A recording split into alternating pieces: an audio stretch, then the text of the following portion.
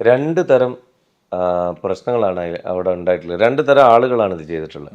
ഒന്ന് ഞാൻ ആവേശ് കുമാറുകൾ എന്നൊക്കെ പറയുന്ന മാതിരി പൂതി തീർക്കൽ ആൾക്കാർ ഇതൊരു എളുപ്പം മീഡിയയാക്കി മാറ്റി. ഗൾഫിൽ നിന്ന് ഒരാൾ വരുന്നു, അപ്പോൾ അവനെ പ്രൊഡ്യൂസറാക്കുന്നു. അപ്പോൾ അവൻ പ്രൊഡ്യൂസറാകുന്നതിൻ്റെ ഉള്ളിൽ വേറെ കുറേ ഉദ്ദേശങ്ങളുണ്ട്. ഇതിൻ്റെ വീഡിയോ ചിത്രീകരണ വേളയിൽ കുറച്ച് പെൺകുട്ടികളെ കാണാം, പറ്റിയാൽ അവരൊരു ബന്ധം സ്ഥാപിക്കാം, അതിന് അഭിനയ സാധ്യത വേണ്ട, ഒന്നും വേണ്ട. അങ്ങനെ പൂതി തീർക്കൽ കുറച്ച് ടീം ഇറങ്ങി. ഇതിനെ തടയിടാനോ അല്ലെങ്കിൽ ഇതിന് ഇങ്ങനത്തെ ചിട്ടവട്ടകളോ ഒന്നും ഇല്ലല്ലോ. അല്ലെങ്കിൽ ഒരു സംഘടിതമായ സംഘടന അങ്ങനെ ഒന്നും ഉണ്ടാക്കിയിട്ടില്ല. ഉണ്ടാക്കാനുള്ള ഒരു ശ്രമം നടത്തിയപ്പോൾ തന്നെ ഞാനീ പറഞ്ഞ രണ്ടാമത്തെ, ഇപ്പം പറയാൻ പോകുന്ന രണ്ടാമത്തെ കാറ്റഗറി ടീം അതിൻ്റെ ഇടയിലും വന്ന് അലമ്പുണ്ടാക്കി.